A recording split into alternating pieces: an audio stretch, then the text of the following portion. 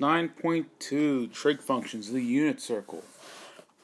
Before we get into the depths of the unit circle in this section, which we will, there's a few things we should probably take note of, okay? Every point on this poorly drawn circle is 1 away from the center, from the origin, okay?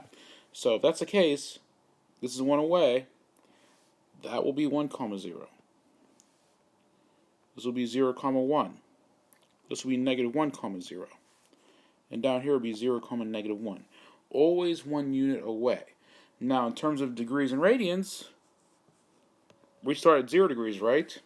Up top here, it's 90 degrees. Why? Look at your angle. What does it form? 90-degree angle. It's 90 degrees. Over here we got 180 degrees.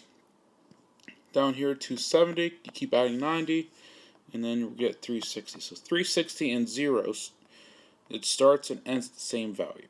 Okay.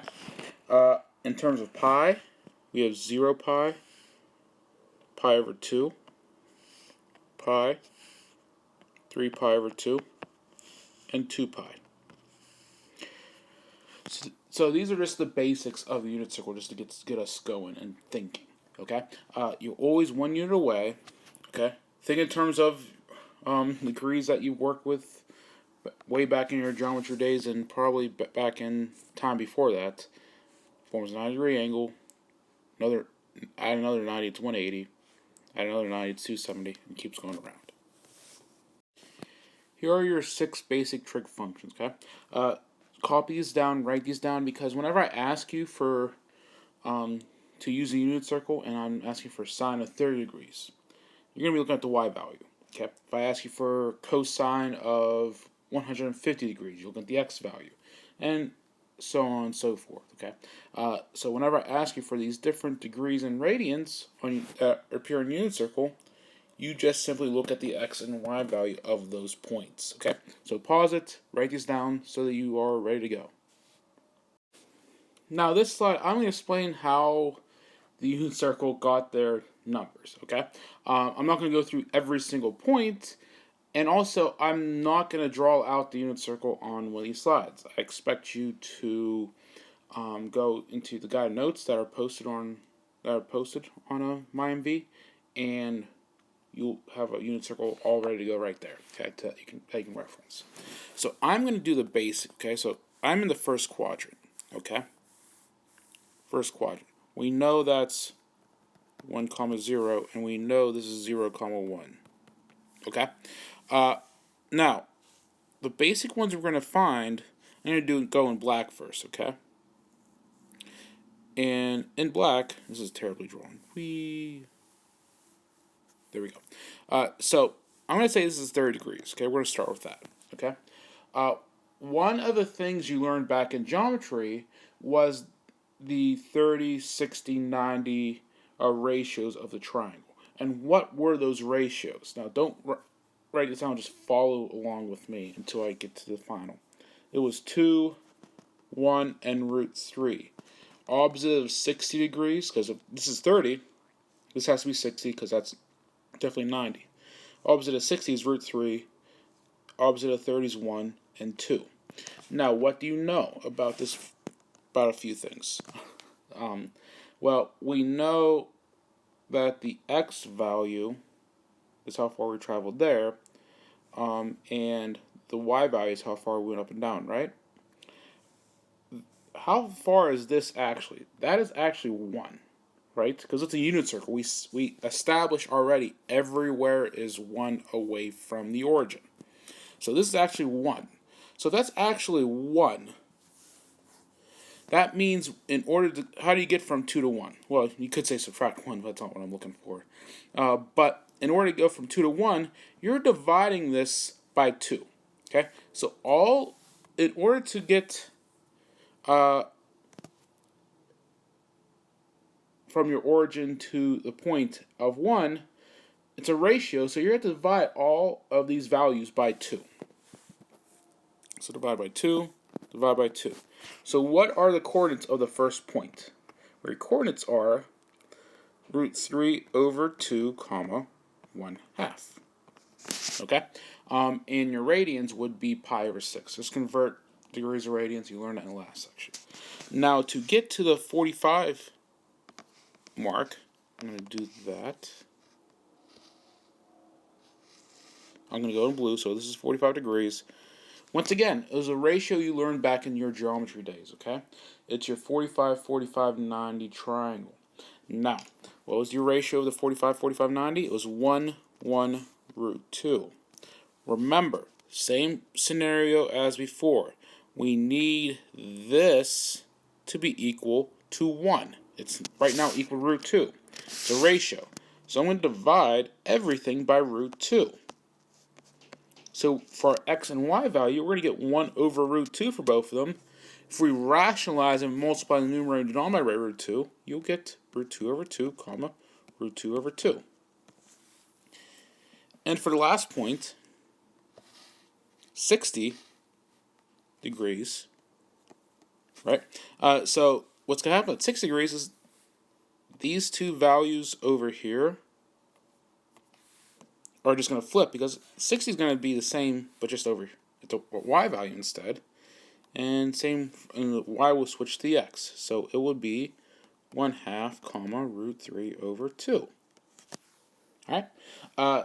So that's how we get it. And then as we go around your unit circle, the pattern is, if we went over to the second quadrant, these will be the same as over there, but except the x values will be negative. Third quadrant, both values will be negative, and then the fourth quadrant, the y will be negative, the x will be positive. Now we're going to evaluate the 6 trig values at 5 pi over 6. So, let's do sine. What's sine of 5 pi over 6? Look at your unit circle. Remember, sine is y. What is the y value at 5 pi over 6? It's equal to 1/2. Cosine of 5 pi over 6. Look at the x value. Cosine goes with the x value. What is it? Root 3 over 2. Now, tangent usually takes a little bit more work, okay? Because remember, it's y value over the x value, so it'll be 1/2 over root 3 over 2. And yes, I just realized cosine should be negative. It's negative root 3 over 2. You're in the second quadrant. So when you're doing tangent, you have 1/2 over negative root 3 over 2. Now, 2's cancel. Why? Anytime you have a fraction over a fraction and the denominators are the same on both, meaning this denominator right here and this denominator right here, they cancel. So we get negative 1 over root 3. We rationalize. We get negative root 3 over 3. That is for tangent. Now, the other trig functions are reciprocals, right? So cosecant is the reciprocal of sine, or the reciprocal of y. So cosecant of 5 pi over 6, I just flip the 1/2.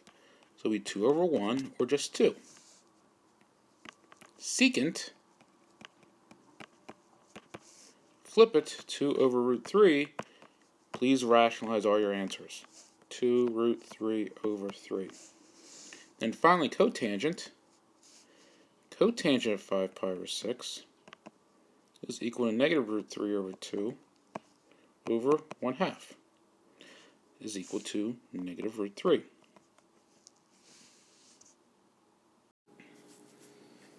Alright, domain and range for sine and cosine. So your outputs for sine and cosine are always going to be between negative 1 and 1.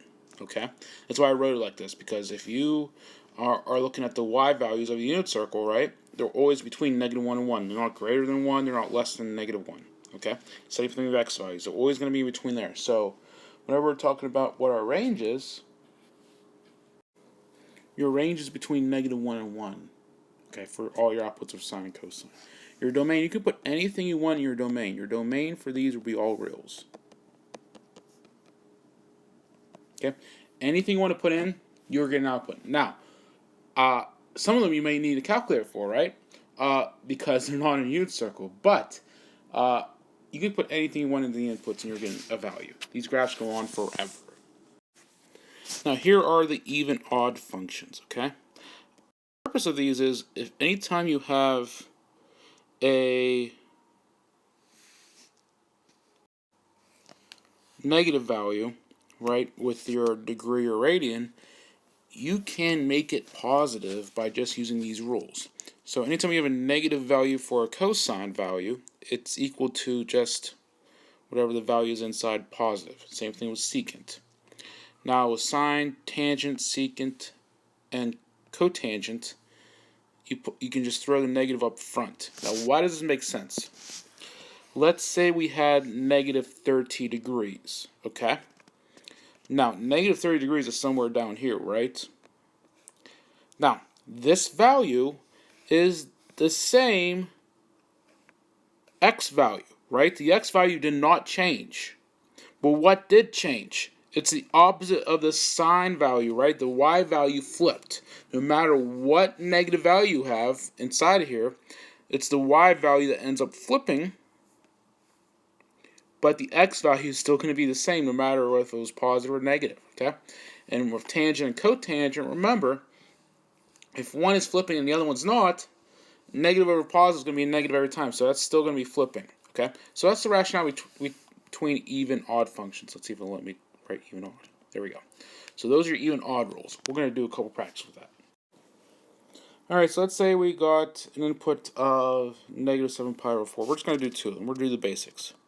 Sine of negative 7 pi over 4 and cosine of negative 7 pi over 4. Now, one other thing you could do is simply add 2 pi to this. That will also get you whatever value you want it to be. But I'm going to use the rule, okay? So, using the rule, put the negative on the outside, so negative sine of 7 pi over 4. What's 7 pi over 4 equal to? Well, for sine, remember, it's negative root 2 over 2, right? It'll be a negative of a negative root 2 over 2, which will just get us root 2 over 2. Now, with cosine, it's just simply going to be equal to cosine of 7 pi over 4. Remember, the sine can, if you have a negative inside, it just goes away. And cosine of 7 pi over 4 will just be root 2 over 2. It's the x value at 7 pi over 4. I appreciate you watching. That's everything, and we'll see you in class.